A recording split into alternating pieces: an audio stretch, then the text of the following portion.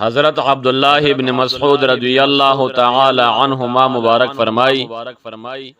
سألت النبی صلی اللہ علیہ وسلم ای العمل احب الى اللہ تعالی ما د نبی کریم علیہ السلام مبارک نه تفوس کو چې کوم عمل ربی کریم ته ډیر زیات محبوب دی وی نبی کریم علیہ السلام مبارک را تو فرمایل الصلاۃ علی وقتها خپل ټیم باندې منځ ادا کول دا عمل ربی کریم ته ډیر زیات خوښ دی وی بیا ما عرض کو ثم ایو بیا کوم عمل ډیر زیات غوړه دی یا رسول الله علیک السلام وی نبی کریم علیہ السلام مبارک فرمایل بر الوالدین د مور او پلار سره خسلوک کول دا عمل ربی کریم ته ډیر زیات خوښ دی او بیا دا مبارک فرمای ما ورته فرمایل چې ثم ایو بیا کوم عمل ډیر زیات غوړه دی وی نبی علیہ السلام مبارک فرمایل الجهاد فی سبیل الله دا الله جل جلاله د رضا د فار جهاد کول دا عمل ډیر زیات غوړه دی نو ګور سرور کائنات محمد رسول الله صلی الله علیه وسلم مبارک په دویمه مرتبه کې د مور او د پلار د احسان تذکره فرمایله او د غد خصلوک تذکره وکړه چې غوړه عمل ربی کریم ته په خپل ټیم باندې منځ کول دي او بیا د مور او پلار سره خصلوک کول دا عمل ربی کریم ته ډیر زیات خوښ دی حضرت ابو هريره رضی الله تعالی عنہ مبارک فرمائی جاء رجل الى رسول الله صلى الله عليه وسلم فقال يا رسول الله من احق الناس بحسن صحابتي یو شخص نبی کریم علیہ السلام ته حاضر شو او ورته عرض وکړ یا رسول الله علیک السلام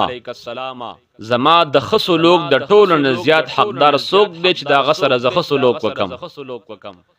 وی نبی کریم علیہ السلام مبارک عرض کوئی فرمایل امک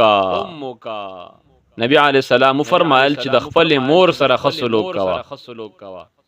وی بیو فرمایل ثم من بیا د چا سره خصلوک وکم وی نبی علیہ السلام مبارک فرمایل امک د خپل مور سره خصلوک کوا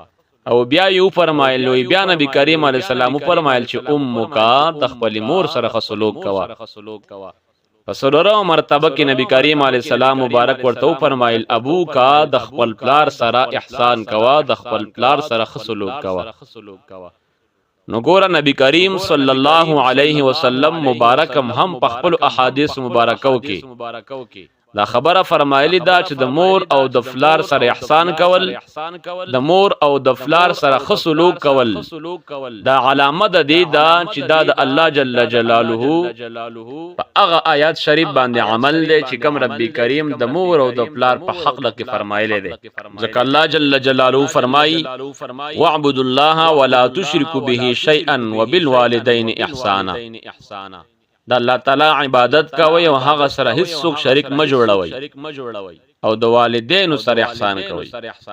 دا د الله جل جلاله حکم دی ربی کریم امر دی بل ځکه ربی کریم فرمایي ووصینا الانسان بوالديه حسنا مون انسان ته د خپل مور پلار سره د نیکی کول حکم کړی دی چې دا انسان با د مور او د پلار سره احسان کوي د مور او فلار سره با خصلوک کوي زکه خو بل حدیث کې نبی کریم علیہ السلام مبارک فرمای رغف انفو ثم رغف انفو د هغه چا پوزه دی په خاور ککړه شي او بیا دی د هغه پوزه په خاور ککړه شي او بیا دی پوزه په خاور ککړه شي من ادرک ابويه عند الكبر احدهما او كلاهما فلم يدخل الجنه چا چې مور او پلار دواړه یا یو د دیونه د بډاوالي په عمر کې بیا موندل او بیا هم دی د هغوی خدمت کولو سره جنت ته داخل نشي د هغه پوزه د ککړش بل حدیث شریف کې نبی کریم علیہ السلام مبارک فرمایي مفهوم داسې ده چې د رب کریم رضا دا د والدینو فرضا کې فرته ده او د الله جل جلاله اغا ناراضگی د رب کریم سخت چې کم دین اغا د مور او پلار پر ناراضگی کې په سخت کې پروت ده هم سړی چې د غواړي چې زمان رب کریم راضي شي او رب کریم ته محبوب شمان او د مور او د فلار سره خی احسان کوي او د مور او د فلار سره خصلوک کوي راوی د حدیث حضرت ابو هريره رضی الله تعالی عنہ مبارک ده دا مبارک فرمایي وي رسول الله علیه السلام مبارک فرمایي لا يجزي ولد والدا الا ان يجده مملوكا فيشتريه فيعتقه وی نبی کریم علیہ السلام مبارک فرمایل هیڅ یو زوی د خپل پلار د احساناتو بل نشي ورکوله مگر هغه سوچ خپل پلار د غلامۍ د حالت نه واخلي وزادي کی یعنی د مور او د پلار د احساناتو بدلا سو کم نشي پوره کوله ځکه د مور او د پلار د خپل زوی سره د خپل اولاد سره ډېر احسانات دي کتا سلک فکر او سوچ وکې د هغه وړوکوالی نواخلا تر دې دمه پورې تمام خدمات مور او پلار د کړي لوبولې دې رزق ورته غټلې دې د غرنګي غم او خادې ته وړوکوالی کې او د غرنګي بیماری کې ورته ولاړ دې نو ځکه خو الله تعالی د دې احسان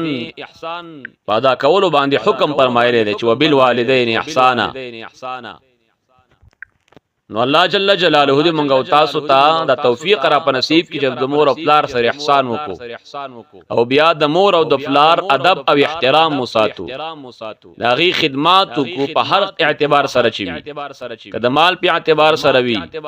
کده جان په اعتبار سره وي نور خدمات وي او چې د مور او د پلار سره احسان وکي او داغه سره خصلوک وکي نو بل ځکه نبی کریم علیه السلام مبارک فرمایي چې کم سړی چې د مور او د پلار عزت او احترام او ادب اوساتلو الله جل جلاله بعد د عمر کې او د په ژوندۍ کې برکات واچي رب کریم او تورز یو دی کی عمر بو رب کریم ورکی باید چې د خپل اولاد راولګي او د مور او فلار خدمات وکي دغه احترام وساتي هغه ته نظر وکي زکه خو سړی چې مرتبه ته رسیږي نو دا د مور او د پلار په احترام او په خصلوک سره رسیږي کم سړی سره چې د مور او د پلار دعاوی هغه چرته نه خرابيږي که په هر ځای کې وي او چې مور او پلار د خپل اولاد په حق لکلاسونه رب کریم ته اونول او د رب کریم نه د خپل اولاد د فار دعاګانی اوغختلی الله جل جلاله دغه دعاګانی چرته نه رد کوي نو رب کریم دې مونږ او تاسو ته د مور او د پلار د خدمت کولو توفیق را په نصیب بعض انسانان وي هغه د مور او د پلار به قدر نه کوي په هر اعتبار سره چی نو دا ډیره کمزوري ده په دې باندې الله جل جلاله دې زیات خپکیږي نبی کریم علیه السلام مبارک په دې باندې حکم کړی دی الله جل جلاله په دې باندې حکم کړی دی چې د مور او د پلار سره احسان کوي د مور او د پلار سره خصلوک کوي تاسو نو ګورئ علماء کرام او دغه رنګ مشایخ اکابر د مور او د پلار ډیر احترام کوي په ژوندانه باندې او کست پست ممات نبی هغه په شیو کو په ژوند باندې ډېر احترام ساتي هغه ته دعاګانې کوي والله جل جلاله دې مونږ او تاسو ته د مور او د پلار د خدمت او د خصلوک توفیق را په نصیب